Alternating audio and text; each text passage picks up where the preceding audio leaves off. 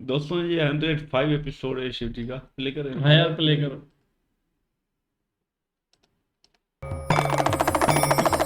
हाँ। मुझे लगा कि आपने यज्ञ में सम्मिलित होने का प्रयास किया, परंतु आप तो सचमुच उपस्थित हो गए। उपस्थित अवश्य हुआ, किंतु सम्मिलित नहीं हो सकता।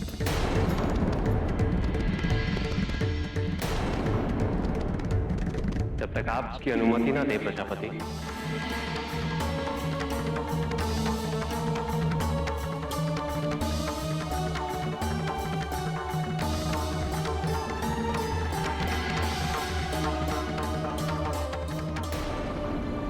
विजया विजया विजया विजया विजया।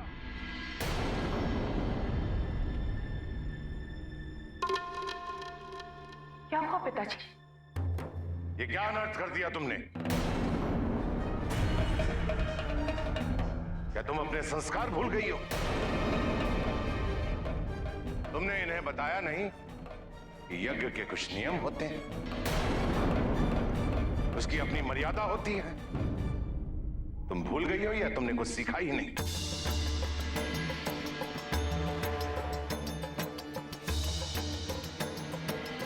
क्या ऐसे ही यज्ञ में सम्मिलित हुआ जाता है? दलील है तुम नहीं जानती हो? ये तो बस दलील है ना, इसके पीछे वाले दलील है। पवित्र वस्त्र और जनेऊ को धारण करना होता है। तुमने जनेऊ के स्थान पर सर्प और धोती के स्थान पर ये चर्म वस्त्र। मैं सदैव यही मानता था कि तुम संस्कारहीन हो।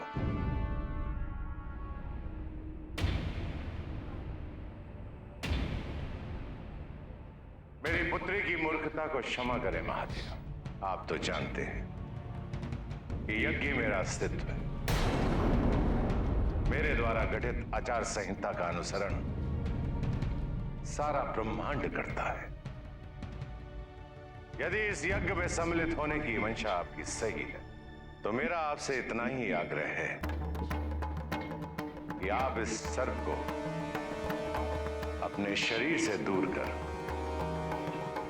चर्म छाल की जगह धोती ग्रहण करें।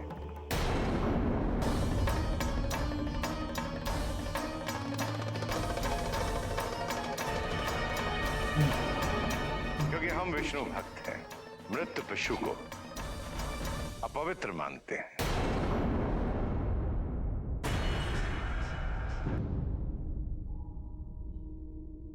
ये आप क्या कह रहे हैं स्वामी? महादेव से इस प्रकार का अनुग्रह भी अनुचित है। जिस प्रकार ये यज्ञ आपका अस्तित्व है, आपकी पहचान है, उसी प्रकार ये वेशभूषा, इनका ये स्वरूप, इनकी पहचान है। आप ये कहना चाहते हैं कि ये अपनी पहचान, अपने व्यक्तित्व के साथ समझौता कर ले? कदापि नहीं।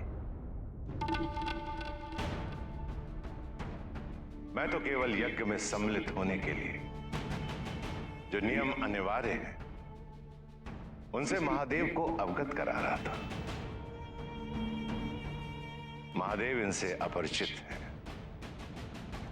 तो इसमें अनुचित क्या है?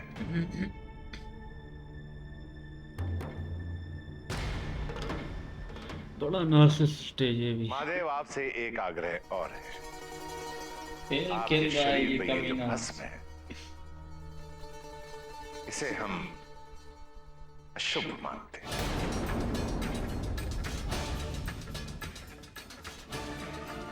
आप स्नान करके पवित्र हो जाएं। तुम्हारे सामने शिव जी खड़ा है, नास्तिक। चंदन का लेप लगाकर रुद्राक्ष के स्थान पर तुलसी की माला ग्रहण कर आप इस यज्ञ में सम्मिलित होने योग्य हो जाएंगे। हाँ, ये भी फर्ज कर रहा है।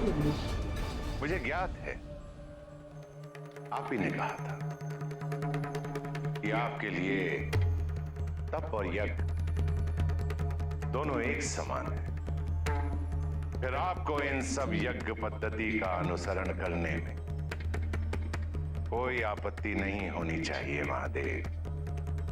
धर्मदेव जो है वर्मा, वो भी मुझे लगता है अंदर में आपत्ति खुश नहीं है, है कहते हैं मेरा बेटा करे। वो तो मिला हुआ है ना सारी इसमें। तो आप मुझे ये सीधा समझाइए, धनुष की भी इंसल्ट करते हैं, आपका वर्मा ये की रूप आता धारण है करना तो मेरे लिए अनिवार्य क्यों है? क्यों आपके नियम, आपकी ये विधि मुझे मेरे स्वरूप में स्वीकार नहीं कर सकती? क्योंकि यज्ञ देवी देवताओं और ईश्वर को प्रसन्न करने का माध्यम है। यदि इस कार्य में मन पवित्र नहीं, वातावरण पवित्र नहीं, तो हम उन्हें प्रसन्न करने की बजाय रुष्ट कर देंगे। यदि मन स्वच्छ हो तो तन की स्वच्छता का कोई महत्व नहीं होता। स्वच्छ तन ही स्वच्छ मन का प्रतीक होता है महादेव। और इस यज्ञ में दी जाने वाली आहुति देवताओं का आहार बनती है। यदि हवन में अपवित्रता हो गई तो देवता आहुति को स्वीकार नहीं करेंगे। देवों के तो देव ठीक। खड़े हुए हैं, बाकी देवता आज और कौन आज है? मैं इसी रूप में आहुति दूंगा और सारे देवता इसे स्वीकार करेंगे। ये शिव तब आपको अवश्य विश्वास हो जाएगा प्रजापति कि तप और यज्ञ में कोई भेद नहीं होता। इच्छा हो रही है कि आपकी बात मान, परंतु मुझे ये भय है, यदि आपकी ये बात मिथ्या निकली तो जीवन भर का अर्जित ये पुण्य वहीं समाप्त हो जाएगा। बस पिताजी बस। शिव जैसे हैं वैसे ही रहेंगे। यदि आप उनको इस हवन में सम्मिलित करना चाहते हैं तो इसी रूप में कीजिए। इस हवन के कारण वो अपना रूप कदापि नहीं बदलेंगे। सती तुम ठीक कह रही हो। वैसे भी महादेव की वेशभूषा बदलने से कोई लाभ नहीं होने वाला है। 16 संस्कार अनिवार्य।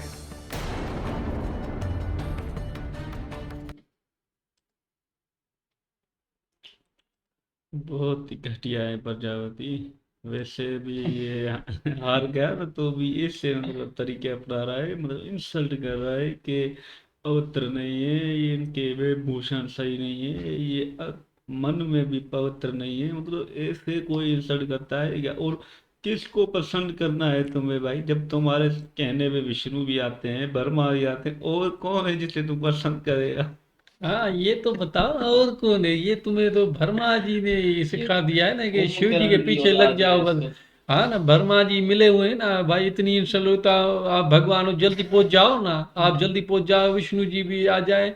और किसको तुम तो भाई बड़े नाटक खोर हो, तुम तो शिव जी की इतनी इंसल्ट कर रहे हो। अभी हमें भी बुरा लग रहा है साले, तुम्हें क्या है? आप सामने हो, सूर्यदेव भी आते हैं ना, सूर्यदेव आते हैं, विष्णु जी वर्मा जी से मिले हुए। वर्मा जी की वो तारीफ नहीं होती ना। बात सुनो, प्रजापति ना वर्मा को मानता है ना विष्णु जी को मानता है। वो खुद की ही बस बोलता है मैं खुद ही हूँ, ये किसी को भी नहीं मानता। ये बोलता है मैं अकेला ही हूँ। अगर बाप की रिस्पेक्ट करता ना तो सती जी की शादी पहले ही करवा देता। उसकी नहीं माना।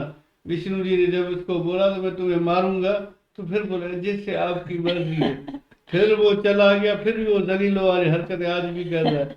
दलील है बाबा, दोनों दलील है। प्रजापति भी दलील है, वो भरमा वो भी किस काम का है ही नहीं, नल्ला। उसके हाथ में एक बड़ा शस्त्र है, वो हाथ में लिखता रहता है वो बोलता है सृष्टि मैंने बनाई। कैसे सृष्टि बनाई? अपने बेटे को नहीं सुधार सकता, सृष्टि बनाई।